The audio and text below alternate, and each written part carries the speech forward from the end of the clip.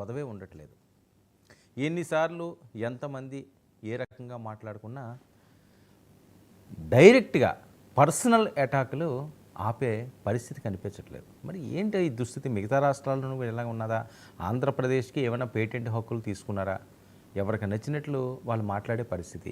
ఒకరినొకరు గౌరవించకపోయినా పర్వాలేదు, కానీ అగౌరవంగా మాట్లాడడం అన్నది చాలా ఇబ్బందికరంగా, వినేవాళ్ళకి ఇబ్బందికరంగా ఉంటుంది.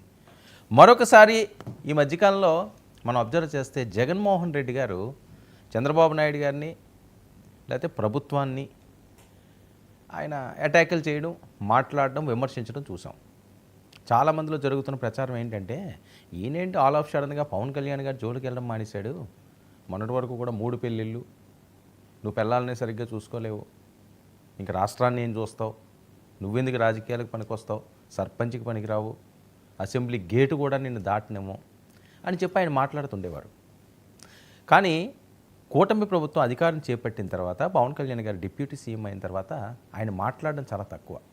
పవన్ కళ్యాణ్ ప్రస్తావన అయితే ఆల్మోస్ట్ తీసుకురాలేదు ఆయన ఈ మధ్యకాలంలో. కానీ ఆల్ ఆఫ్ సడన్గా ఈరోజు మళ్ళీ పవన్ కళ్యాణ్ గారిని కించపరుస్తూ మాట్లాడారు అన్నది జన సైనికులు, ముఖ్యంగా లోకేష్ గారు అయితే డైరెక్ట్గా వార్నింగే ఇచ్చేస్తున్నారు, మా అన్నను అంటావా అన్నట్లుగా.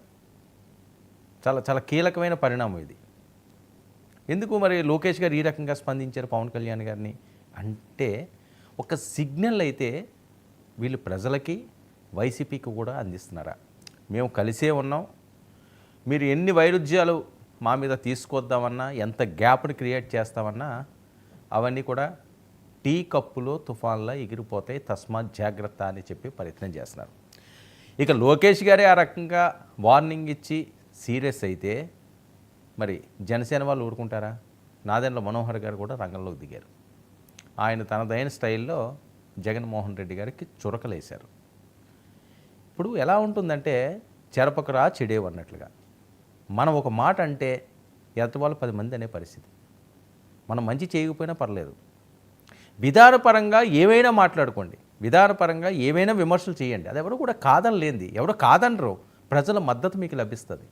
అంతేగాని పవన్ కళ్యాణ్ గారి గురించో, పవన్ కళ్యాణ్ గారి కుటుంబ జీవితం కోసమో, లేకపోతే చంద్రబాబు నాయుడు గారో ఆయన కుటుంబ జీవితం కోసమో, లేకపోతే లోకేష్ గారి బాడీ సైజులు ఎంత ఉన్నాయో, లేకపోతే ఆయన ఎంత వెయిట్ ఉన్నాడో ఇవి మాట్లాడుకుంటే ఏమంటారు? జనాలు చేదరించుకుంటారు, చీ కొడతారు. అదే కదా జరిగిన పరిస్థితి. గతంలో జగన్మోహన్ రెడ్డి గారు గెలిచిన నేపథ్యం ఏంటండి? ఆయన ఏమైనా మహానాయకుడా? ఏం కాదే. కష్టపడ్డాడు ఆయన, ఒక సింపతిని డెవలప్ చేశారు, ఒక సింపతి పొందారు. అయ్యో రాజన్న బిడ్డరా, రోడ్ల మీద కష్టపడుతున్నాడు రా, అవకాశం ఇవ్వాలరా. ఎన్ని కష్టాలు పడి ఆయన సీఎం పదవిని చేపట్టాడండి.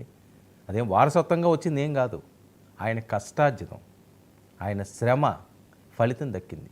అన్ని కష్టాలు, అన్ని శ్రమపడి పీపుల్ మైండ్ సెట్ ఏ రకంగా ఉంటుందో తెలుసుకోలేనంత విధంగా జగన్మోహన్ రెడ్డి గారు ఉన్నారంటే చాలా ఆశ్చర్యంగా ఉంది. మనం ఎందుకు ఓడిపోయామన్నది ఆ మాత్రం ఈ మాత్రం ఊహ తెలిసిన ఎవరిని అడిగినా చెప్తారు. కేవలం వీళ్ళ నోటి దురద, వీళ్ళు అవలంబించిన వైఖరి. ఏదో నవరత్నాలు అనే వాటిలో పెద్దగా ఏం లేదు వీళ్ళకి ప్రాబ్లం. ఇదిగో ఆవిడ రోజా గారు ఒకరు, ఆ కొడాలి గారు ఒకరు, ద్వారంపూడి గారు ఒకరు, పేరు నాని ఒకరు, ఆ జోగి రమేష్. ఎలాగండి? అమ్మనాభూతులు కదా, అమ్మనాభూతులు కదా. ఏం చెప్పుకుంటాం, ఏం మాట్లాడుకుంటాం? పోసాని ఒకరు,